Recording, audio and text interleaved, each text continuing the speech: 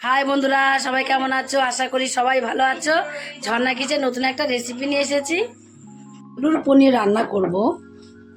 এই আলুর পনিরটা আমি কিভাবে রান্না করব তোমরা প্রথম থেকে শেষ পর্যন্ত পুরো ভিডিওটাকে দেখতে থাকো।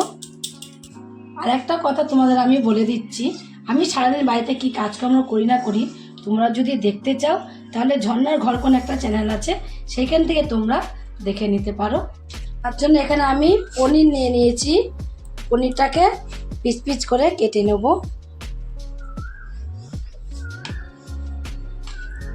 বেশি বড়ও করব না, আবার বেশি একদম ছোট সাইজও করব না। সাইজটা তোমরা তোমাদের ইচ্ছা মতো করে নেবে, তোমাদের যেরকম ভালো লাগে তোমরা ঠিক সেরকমভাবেই করে নেবে। সব পনিরগুলোকে আমি একই রকম করে কেটে নেব।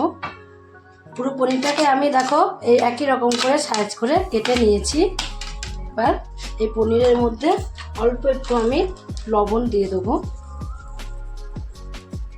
লবণ দিয়ে দিয়েছি, এর মধ্যে একটু জল দিয়ে দেবো। লবণ দিয়ে আর জল দিয়ে আমি পনিরগুলোকে একটু 5 মিনিটের মতো ভিজিয়ে রেখে দেবো। ওইদিকে আমি পনিরগুলোকে জলে ভিজিয়ে রেখে দিয়েছি লবণ দিয়ে একটু দিয়ে গ্যাসে একটা কড়াই বসিয়ে দিয়েছিলাম। কড়াইটা এখন গরম হয়ে গেছে। তেল দিয়ে দেবো। তেলটাকে একটু গরম করে নেবো। যেই তেলটা গরম হয়ে যাবে তখন আমি কেটে রাখা পনিরগুলোকে জলের থেকে তুলে আমাদের দিয়ে দেবো। দিয়ে পনিরগুলোকে একটু ভেজে নেব। জায়গাটা একটু বড় বলে সব পনিরগুলো আমি একসাথেই দিয়ে দিয়েছি। আমি অল্প করে নিয়েছি পনির, তোমাদের যা যেটুকু লাগে সেটুকুনি নিয়ে নেবে। সব পনিরগুলোকে আমার ভেজে নেওয়া কমপ্লিট হয়ে গেছে। দেখো বেশি কিন্তু কড়া করে ভাজিনি।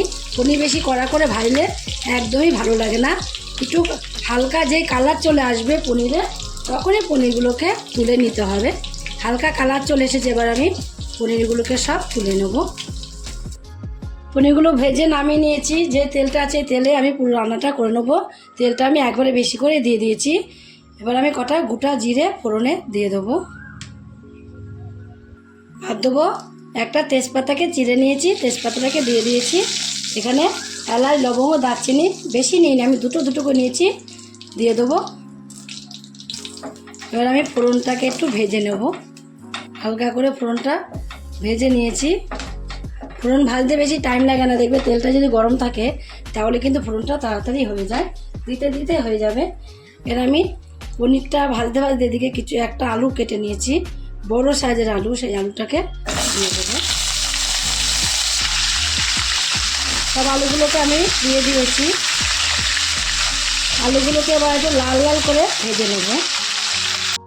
লবণ দিয়ে দেবো আর দিয়ে দেবো একটু হলুদের গুঁড়ো।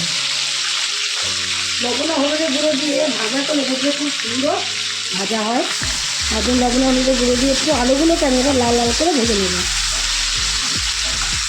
আলু লাল লাল করে ভাজা হলেও কোনো অসুবিধা নেই।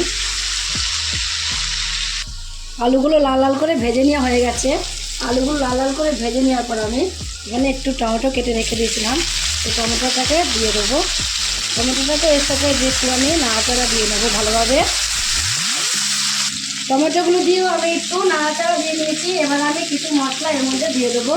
প্রথমে দিয়ে দেবো অল্প একটুখানি হলুদের গুঁড়ো, তারপর দিয়ে দেবো এখানে 1 চামচে হাফ চামচ এখানে জিরের গুঁড়ো, 1 চামচের হাফ চামচ দেবো এখানে আমি ধনের গুঁড়ো, আর দেবো এখানে আমি লঙ্কার গুঁড়ো। লঙ্কার গুঁড়ো তোমরা যে যেরকম ঝাল খাবে সেরকম দিয়ে দেবে।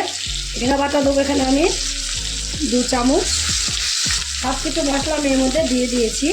দেওয়ার পরে সামান্য একটু জল আমি এর মধ্যে দিয়ে দেবো। সামান্য জল দিয়ে গ্যাসটাকে একদম একটু লো ফ্লেমে রেখে দেবো। এই সময়টা আমি লো ফ্লেমে দিয়ে মশলাগুলোকে ভালোভাবে মিশিয়ে নেব। মশলাগুলো যদি আগের থেকে ভিজিয়ে রাখো জলের মধ্যে একটু, তাহলে আর এর মধ্যে জল দিতে হবে না।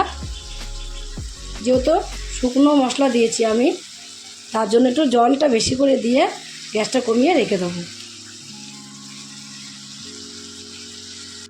লবণ দিয়ে দেবো অল্প করে একটু। ভাজার সময় লবণ দিয়েছি, তার জন্য পরে আমি লবণ দিলাম। আর দিয়ে দেবো এখানে একটু আমি চাট মশলা অল্প করে, আর স্বাদ বাড়ানোর জন্য একটু চিনি দিয়ে দেবো। চিনিটা দিলে দেখবে স্বাদটা অনেকটাই বেড়ে যায়, তার জন্য অল্প করে একটু আমি এর মধ্যে চিনি দিয়ে দিয়েছি। আগে যখন জল দিয়েছিলাম আমি, দেখো জলটা কিন্তু এখন অতটা জল নেই, এখন অনেকটাই জল শুকিয়ে শুকিয়ে গেছে, কিন্তু মশলা কষানো হয়নি, মশলা এখনও অনেক সময় লাগবে কষাতে। এবার কন্টিনিউ নাড়তে থাকবো, নাড়তে নাড়তে আমি মশলাটাকে কষিয়ে নেব। এখন আমি তোমাদের কিছুক্ষণ পরেই দেখাচ্ছি। দেখো এখন কিন্তু একদমই জল জল ভাবটা নেই, আর আমি অনেকক্ষণ ধরেই 5 মিনিট ধরে প্রায় এইভাবে কষিয়ে যাচ্ছি। আর দেখো চারিদিক দিয়ে কেমন তেল বেরিয়ে এসেছে। এই তেল বেরিয়ে আসলেই ভাববে যে মশলাটা কষিয়ে নেওয়া কমপ্লিট হয়ে গিয়েছে। অনেকে বুঝতে পারে না যে মশলাটা কষিয়ে নেওয়া কমপ্লিট হয়েছে নাকি। যদি নাড়তে নাড়তে দেখবে চারিদিকে যখন তেলটা বেরিয়ে আসবে, তখনই মশলাটা কষানো কমপ্লিট হবে। এবার এর মধ্যে আমি জল দিয়ে দেবো, পরিমাণ মতো জল দেবো। বেশি ঝোল ঝোল করবো না, একটু গামাকা রাখবো। আলুগুলো যেহেতু সিদ্ধ হবে, তার জন্য জলটা একটু বেশি করে দিলাম। সব কিছু মিশিয়ে দেওয়ার পরে একটু ঢাকা দিয়ে রেখে দেবো কিছু সময়। গ্যাসটা কমিয়ে রাখলেই আলুটা কমে কমে সিদ্ধ হয়ে যাবে। কিছুটা সময় ঢাকা দিয়ে রেখে দিয়েছিলাম। দেখো এখন ঝোলটা ভালো মতো ফুটে গেছে। দেখবো আলুটা একটু সিদ্ধ হয়েছে নাকি। আলুটাও সিদ্ধ হয়ে গেছে। এবার আমি যে ভেজে রাখা পনিরগুলোকে এর মধ্যে দিয়ে দেবো। ভেজে রাখা পনিরগুলো সব এর মধ্যে দিয়ে দিয়েছি। পনিরগুলোকে দিয়েও আমি আর একটুখানি সময় এখানে ঢাকা দিয়ে রেখে দেবো। ঢাকা দিয়ে রেখে দেওয়ার পরে আমি ঢাকনাটা নামিয়ে দেবো। দিয়ে কটা আলু আমি তুলে নেবো। তুলে আলু কটাকে ভেঙে যদি দিই, ঝোলটা আরও গাঢ় হয়ে যাবে, পাতলা আর থাকবে না ঝোলটা। কটা আলু নিয়ে রাখো, হাতা দিয়ে এইভাবে আমি হাতার গুঁড়াটা দিয়ে একটু ভেঙে দিয়েছি। ভেঙে এবারে আলুটাকে ভেঙে গলিয়ে দিয়েছি। গলিয়ে দেওয়ার পরে এখানে আমি আলুগুলোকে আবার ঝোলের মধ্যে দিয়ে দেবো। কোনো সময় যদি দেখো কোনো ঝোল রান্না করতে গেলে একটু পাতলা হয়ে গেছে, তখন কয়েকটা আলু নিয়ে ভেঙে দিলে দেখবে ঝোলটা গাঢ় হয়ে যাবে বা সুন্দর হয়ে যাবে। এবার আমি নামিয়ে দেবো। নামানোর আগে কি দেবো দেখো, নামানোর আগে দিয়ে দেবো 1 চামচ এখানে আমি ঘি।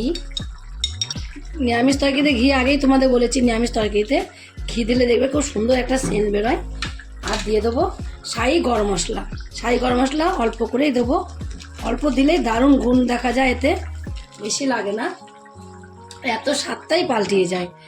ঘি গরম মশলা দিয়ে এবার আমি নামিয়ে দেবো। যদি এই রেসিপিটা তোমরা বাড়িতে তৈরি করে খেয়ে দেখো, তোমাদের কাছে যদি ভালো লাগে, তোমরা যদি ফেসবুক থেকে দেখো তোমরা ফেসবুকের পেজটি ফলো করে দেবে। ইউটিউব থেকে দেখো ইউটিউবের চ্যানেলটি সাবস্ক্রাইব করে দেবে। পাশে থাকা বেল আইকনটিটা প্রেস করতে ভুলবে না, তাহলে নতুন নতুন রেসিপিগুলো তোমাদের কাছে তাড়াতাড়ি পৌঁছে যাবে। আমার চ্যানেলে যদি কোনো বন্ধু থাকো সাবস্ক্রাইব করেনি, প্লিজ সাবস্ক্রাইবটা করে দিও। সবার আগে তোমাদের কাছে নোটিফিকেশন ঢুকে যাবে। ছোট্ট করে লাইক করো, কমেন্ট করো, অনেক শেয়ার করো। নমস্কার বন্ধুরা, দেখা হবে আবার পরের রেসিপিতে।